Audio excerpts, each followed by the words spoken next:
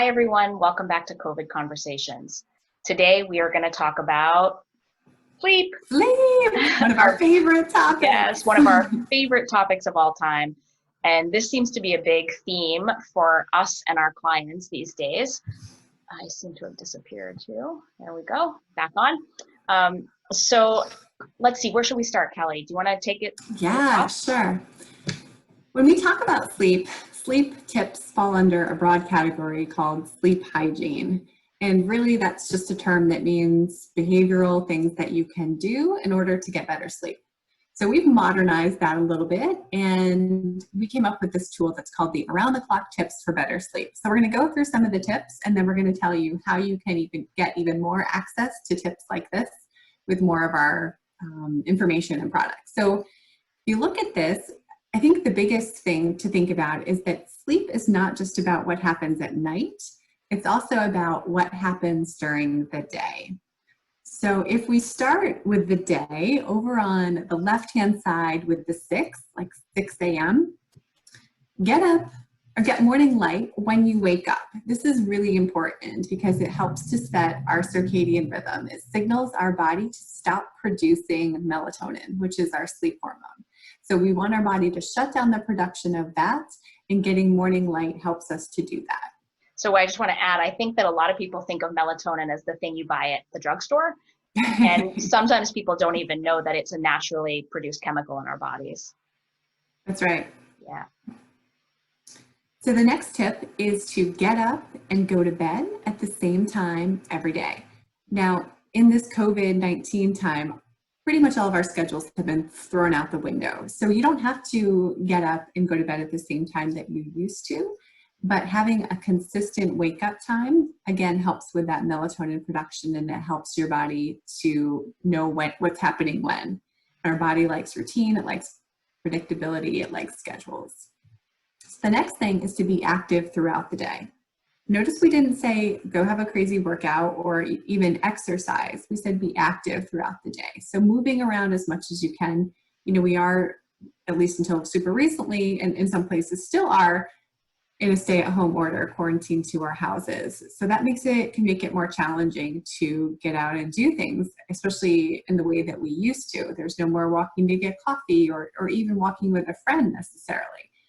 But if you can set alarms on your phone or make notes in your schedule and make it a priority to be active, it's actually going to help you sleep at night.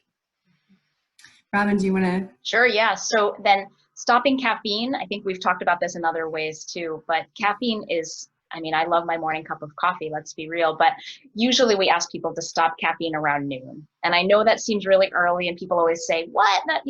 Coffee only lasts a couple hours. But I think it's just a really good habit and sort of rule of thumb that you don't drink caffeine after about lunchtime.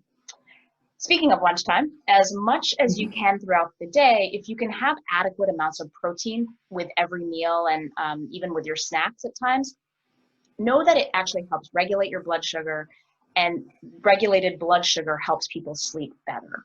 So you feel fuller, you're less likely to snack at night, which can interrupt your sleep. So just thinking about having a protein first approach to eating will help.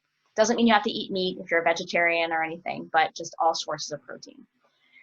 Making sure that you eat a healthy meal before bedtime, but not like right before bedtime. So another habit that people get into, particularly in the days of going into work and coming home, is that people might get home late and sort of crash out and eat right before falling asleep. But the problem with that is that your body's processes for digestion and other things change as you sleep and as you're trying to fall asleep. And so we just want to sort of give your body as many benefits or as much help as possible in helping it fall asleep. So if you eat a healthy dinner not too close to bedtime, like within a couple hours of bedtime, that's usually going to help. Maybe then, Kel, you want to take the first half of the night? Yeah, sure.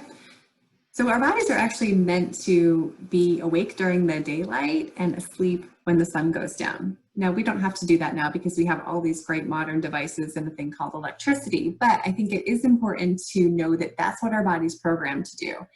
If we can help our body with those natural rhythms by turning off unnatural sources of light, like lights in your home, and devices that emit blue light, and that's televisions, iPads, computers, phones, or get a software program that blocks the blue light, or wear blue light blocking glasses. And the blue light blocking glasses have come a long way. They're actually sort of fashionable now. But doing so can help you get to sleep because the blue light prevents melatonin production. I feel like we're an advertisement for melatonin here. But melatonin, again, helps you to go to sleep and helps you feel sleepy. So we don't want that to be blocked by the blue light. And then, like we talked about with getting up at a regular time, going to bed at the same time every night is important, and to have a bedtime routine. So I think one of the ways people get tripped up is that if they're trying to go to bed by like 11, at 11 they say, oh, it's 11, I better go to bed. But then it takes them a while to get into bed. So if you can have a routine that you can start even before your bedtime, that can help you to get in bed on time. And it can also help to signal your body that bedtime is approaching and that it's time to wind down. And we'd like people to go to bed as close to 10 p.m. as they can. I know that that's unrealistic for a lot of people. I get that. But there's a biological reason behind that. And that is that oftentimes after around 10:30 p.m., we'll get a second wind. And you may have noticed this yourself if you're up late working, if you feel like you can just push a little longer, then you get a second wind. It's actually not super healthy because that's actually your body triggering the stress response, and cortisol is being released. So cortisol is a stress hormone that serves the purpose of keeping you awake and alert. That's great if there's a real threat. It's not so great if you want to go to sleep within the next 30 minutes to an hour. So if you can get in bed by 10, your body is not going to have to give you that stress response to try to give you more energy because it thinks something's wrong. Mm-hmm. And one more tip too, if you're currently going to bed at like 1 a.m., don't think that you're going to be able to just say, okay, tonight I'm going to go to bed at 10 p.m. Mm-hmm. You'll have to make really small changes, like maybe 15 or 30-minute increments, moving your bedtime back a little bit and maybe adjusting your wake time too. And when you get into bed at whatever time works for you and as close to 10 as possible, doing your best to do the earlier thing, which is to try to eliminate blue light. I created a little social media hashtag called No Social Media in Bed, and I would love to see as many people as possible practice that. So when people get into bed and start scrolling social media or reading the news or shopping for clothes or items or something, all of a sudden just hours can pass and they're just gone, they evaporate. So using your bed really to try to use it and reserve that space for sleep and sex only is going to help you improve your sleep dramatically. And P.S., that also works in the morning. So I know some people have gotten really good at getting out of bed, getting their phones out of their bedroom and out of their beds. But then the first thing in the morning, they wake up and then check their phone and lay in bed for half an hour checking their phone. So the point is actually to help your body learn that when it is laying down in bed, it's time to sleep. And so that matters on both sides of the day and night. And then if you lay down in bed and your body is just not tired, not falling asleep, believe it or not, it doesn't actually help you to lay there and wish, pray, hope, swear, count sheep, whatever it is, more than for about 20 to 30 minutes. After that, it's actually better to just get out of bed. It's better to go somewhere else and do something calming, either listen to soft music, maybe read a book by a good old-fashioned small lamp, something like that that just sort of calms your body until you feel sleepy. And when you feel sleepy, go back to bed. Again, this is still building on that idea that we want to condition our bodies, much like the Pavlovian dogs that you might have heard about in school. We're trying to condition your body to get sleep in bed. Now, all of these tips, as Kelly said, are the sleep hygiene tips, but we also want to highlight that for some people, sleep hygiene really isn't enough. So if you have insomnia, you might be doing many of these things well and correctly from a sleep hygiene perspective and still be struggling. That's because we have anxiety, depression, other chemicals in your brain that can be affecting your sleep. We know that self-talk affects your sleep. We know that conditioning stuff is going on. So there's a lot of other layers to sleep.